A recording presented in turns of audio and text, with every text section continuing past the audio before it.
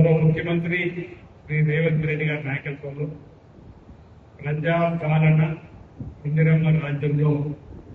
ప్రజల విశ్వాసాన్ని చూడబడి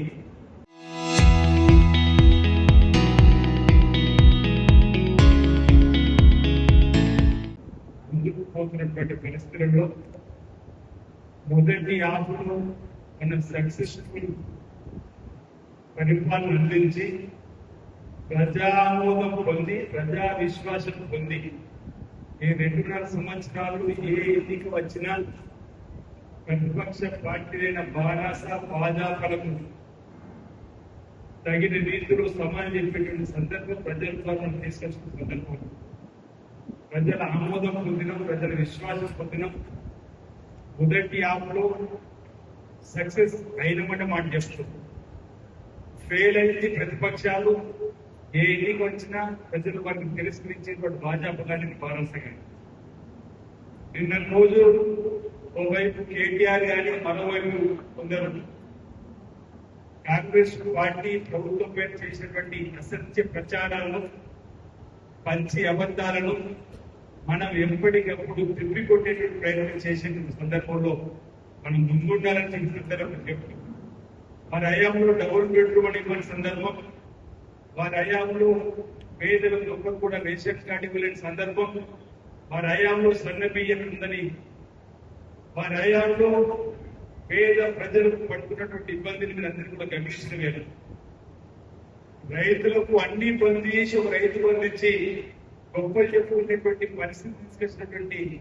కేటీఆర్ కానీ బారాస కానీ చేసేటువంటి కుతంత్రాలను ఎప్పటికప్పుడు ప్రజలకు చెప్పాల్సిన బాధ్యత మనందరూ కూడా తీసుకునే సందర్భంగా చెబుతూ తెలంగాణ రాష్ట్ర పరిపాలనలో రేవంత్ రెడ్డి గారి సర్కార్ దేశంలోని ఇతర రాష్ట్రాల రోల్ మోడల్ గా పరిపాలించిన తీర్థం మీరు చూస్తున్న వేళ తమిళనాడులో విజయ్ గారు ముఖ్యమంత్రి అయిన మొదటి సంతకం పెట్టింది 200 యూనిట్లు ఉచితంగా పేదలకు ఇచ్చేటువంటి తెలంగాణలో అమలుతున్నటువంటి దాని వాళ్ళు అమలు చేసే తీరు కేరళలో సతీశ్ గారు ముఖ్యమంత్రి అయిన మొదటి సంతకం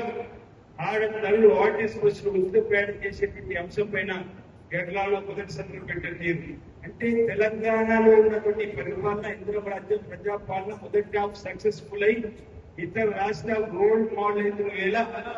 కేటీఆర్ లాంటి వాళ్ళు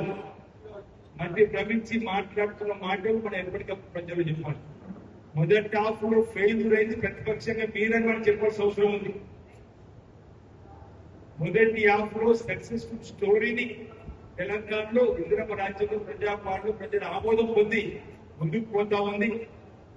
మొదటి 10 ఏళ్లలో పరిపాలన ఫెయిల్ అయింది కాబట్టి పక్కన పెట్టిన సందర్భం ఈ మొదటి హాఫ్ లో ప్రతిపక్షంగా కూడా ప్రజల పక్షాన నిలబడిలో ఫెయిల్యూర్ అయింది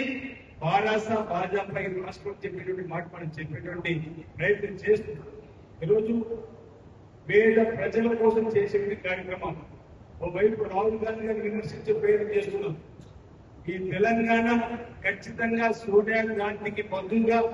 రాహుల్ గాంధీ గారికి బదులుగా ఉండేటువంటి తెలంగాణ సంస్కృతి ఎవరైనా సాయం చేస్తే ఎవరైనా సహకారం వస్తే